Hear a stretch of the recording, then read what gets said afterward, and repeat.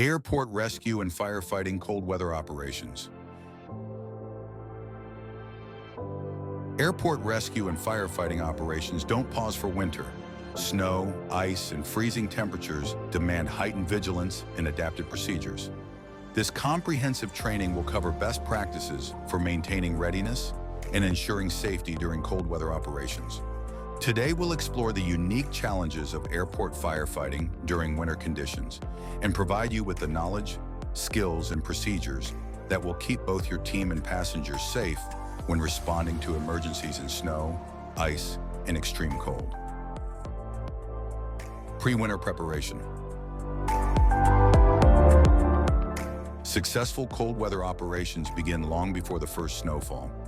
All apparatus should undergo comprehensive winterization by early fall, including checking and replacing antifreeze, installing winter wiper blades, testing engine block heaters and battery warmers, inspecting cabin heaters and defrosters, testing pump heaters and circulation systems, checking tire condition. Special attention must be given to foam systems and water tanks. As temperatures approach freezing, these systems become vulnerable. Daily cold weather inspections. When temperatures drop below 40 degrees Fahrenheit or 4 degrees Celsius, implement these daily cold weather inspections. Your daily inspection should include tire pressure and condition. Ensure tires are properly inflated. Cold reduces tire pressure, impacting traction. Check for cuts or damage from ice and debris. Verify tire treads are in good condition. Check all fluid levels, including engine oil, coolant, and windshield washer fluid. Use winter-grade fluids to prevent freezing. Top off fuel to prevent condensation in tanks. Battery and electrical system. Cold weather puts extra strain on batteries. Verify battery charge and inspect connections for corrosion. Test all lights, emergency systems, and warning devices.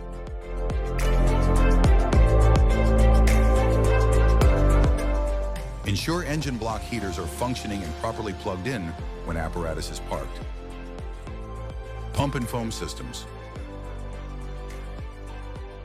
Run the pump systems briefly to ensure they are functioning correctly.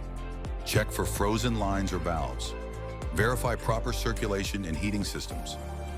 Anti-icing and de-icing systems. Test all anti-icing and de-icing systems on the apparatus, including windshield wipers and defrosters. Keep snow brushes, ice scrapers, and cold weather PPE readily accessible. Apparatus operations in snow and ice. Snow and ice dramatically alter driving dynamics and response times. When operating vehicles in winter conditions, remember these key principles. Reduce speed by at least 30 to 50% depending on conditions. Icy conditions dramatically increase stopping distances. Avoid sudden acceleration or braking. Use gentle, steady pressure when braking. Begin braking earlier than normal.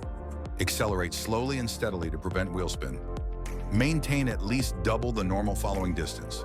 Best practice is to stagger apparatus and do not follow directly behind other trucks. Be aware of other vehicles and equipment operating on the airfield.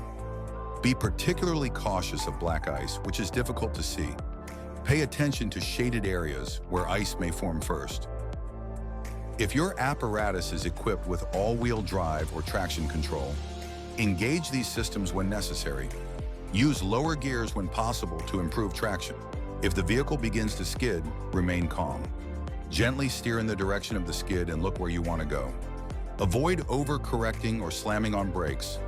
If you skid, ease off the accelerator and steer into the skid. Don't panic brake.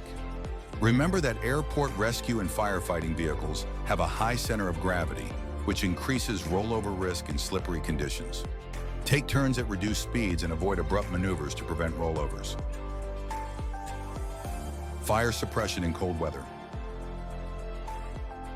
Firefighting tactics must be adjusted in cold weather. When conducting fire suppression operations, keep nozzles slightly open with minimal flow when not actively fighting fire to prevent freezing. Use fog patterns rather than straight streams when possible to reduce runoff and ice formation. Position apparatus upwind when possible to prevent spray blowback that can freeze on equipment and PPE. Water and foam runoff creates secondary hazards. Designate personnel to monitor for ice formation in evacuation routes and operational areas. Frozen equipment costs lives. Always do a systems check before rolling out and keep water moving through the system during operations. Incident response in cold weather. Incident response in cold weather requires specific considerations. Scene assessment. Upon arrival, assess the scene for hazards, including slippery surfaces, ice, and reduced visibility. Communicate these hazards to all personnel. Park apparatus uphill or on cleared surfaces to avoid getting stuck. Establish a rotation of vehicles for extended operations to prevent freezing. Aircraft considerations. Aircraft surfaces will be extremely slippery when wet or iced. Evacuation slides operate differently in cold weather. They may be steeper and faster.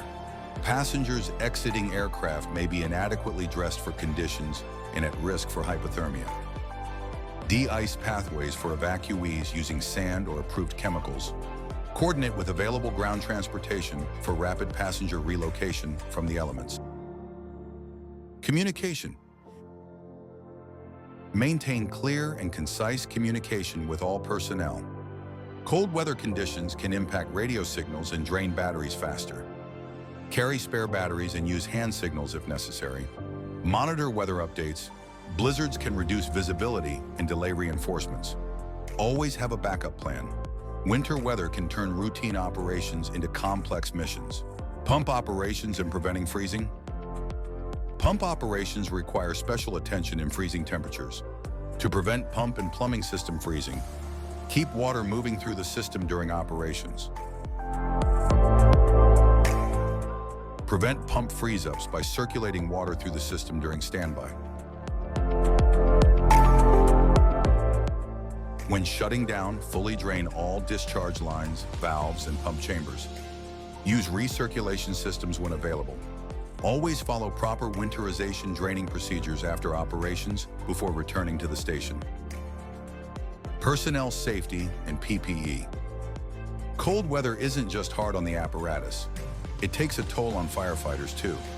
Use a proper layering system, moisture-wicking base layer, insulating middle layer, turnout gear as outer layer, cold weather hood or balaclava, waterproof gloves with thermal liners.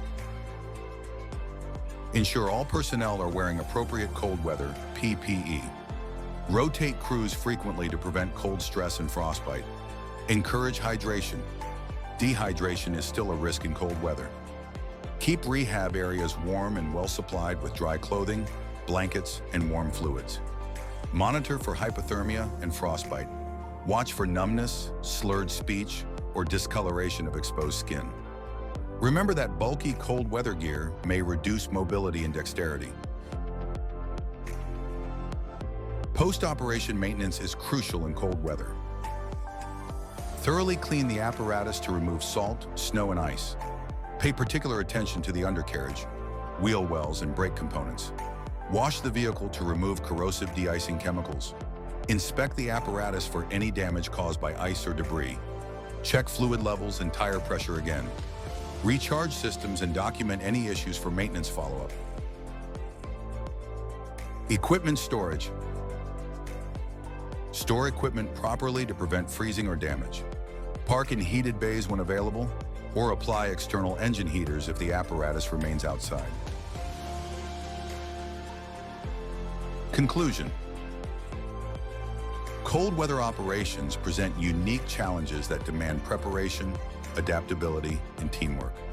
By following these best practices, you can ensure the readiness and safety of your apparatus and personnel in winter conditions. Remember to plan ahead, stay warm, move carefully, and keep your equipment ready. Stay vigilant, stay prepared, and stay safe, no matter how harsh the conditions.